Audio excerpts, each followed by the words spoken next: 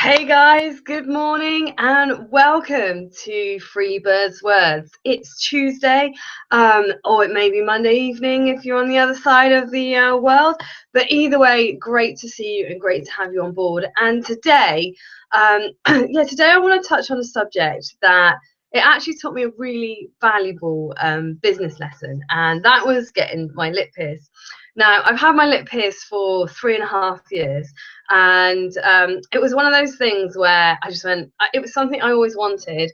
And I was like, yeah, right, I'm going to get this pierced. I'm going to go and get my lip pierced. And I kind of like just went to the nearest tattoo parlor and piercing shop that was open and got it pierced. So that was fun. But what happened, and it was all fine, and I kind of like, had like went through the whole thing, and then it was nice and all the rest of it. But when I was moving house, my lip ring actually got, it kind of just, I bit my lip and it snapped my lip ring. So I had to get it redone because if you leave the piercing out for a while, it actually closes over. So this time round, I thought, well, I'm actually going to do some research into this whole thing, and I'm going to see if I can, get it done slightly better. I'm thinking that maybe I rushed into it a little bit too much last time. So I did some research and I looked at various different people that were in my area, and I looked at different places, and I found this really awesome lady who was actually a registered nurse. And I thought, well, that's got to be good. That's like, at least if I go into like shock or I need CPR, she's going to know how to do that. But the thing about that was, it was just a completely different experience this time, because I'd actually done some research, and rather than just go, right, I'm going to get this thing done, I actually decided to like look up the best person in the area. And being a registered nurse, they actually had like this numbing stuff, like when you go to the dentist. That was just amazing. That was so much better than before without having anything. And this is actually only 3 days old now, so you can see how good it looks after 3 days old. Whereas last time, I had like a big swollen lip, and I don't think I could eat for 3 days, let alone be talking and all the rest of it, and kind of brushing my teeth and dribbling a little bit. And yeah, it wasn't as pretty, it wasn't as pleasant. So it really paid off for me this time to look into it and to do my research. And it got me thinking about home businesses and people that start home businesses or come into the home business industry, because I know that I was one of them at the very beginning. I just kind of like jumped at the opportunity, didn't have a clue what I was doing, didn't look into it, didn't do any research. And like the first few months were actually quite painful. I did make some money and I did get commission checks, but it wasn't an easy learning curve, and it was quite, like I did struggle. And I got to the point where I kicked off really well and I'd done awesome for a couple of months, and then I found it really, really difficult. So I kind of decided that I would then, about 3 months into starting my home business, that I would start as though I was brand new. And I thought, okay, how many times do I hear the saying, if only I knew that, then what I know now, I'd do everything differently. So I just decided, I'm 3 months in, I'm going to start this thing as though it's day one. What would I do differently? And I did a lot more research. I looked into my market. I looked into my target audience. I looked into people that can help me grow the business. I found really good mentors.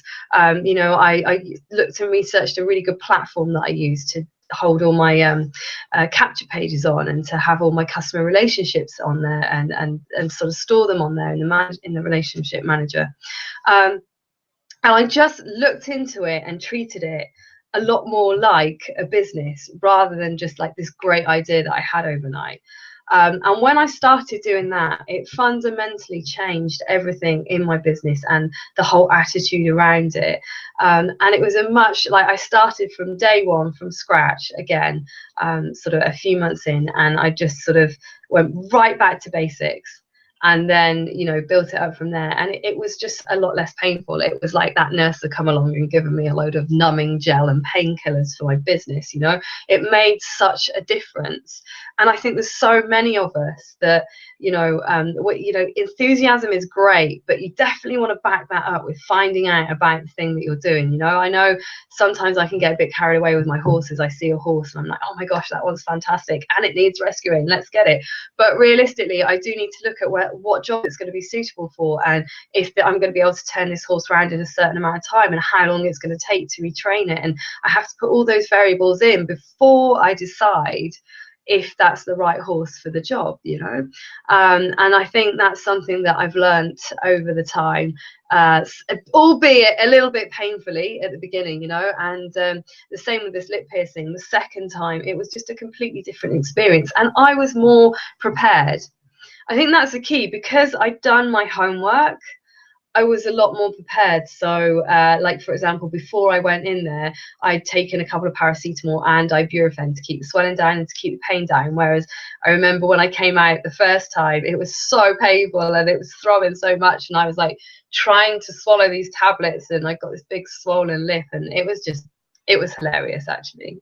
Everybody else that was watching me would have found it amusing. I, on the other hand, didn't find it that funny.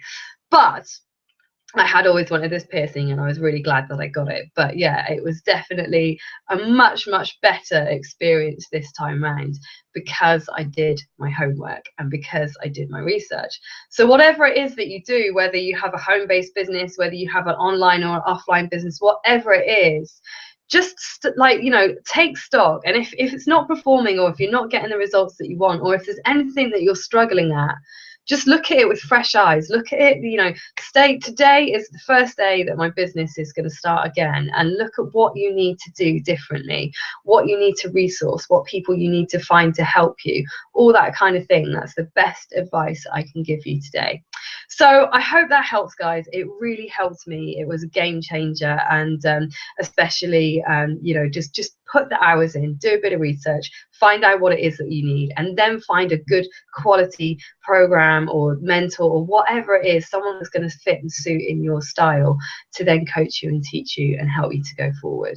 So I hope that's helped. As I say, if you would like to know more, if you would like to receive these daily, then please do click on the link freebirdswords.com, or you can check out my website, which is katie-bird.com, and I will be more than happy to help you. And I hope this has helped, guys, and you've got something from it. And remember, it pays to be prepared and do your homework.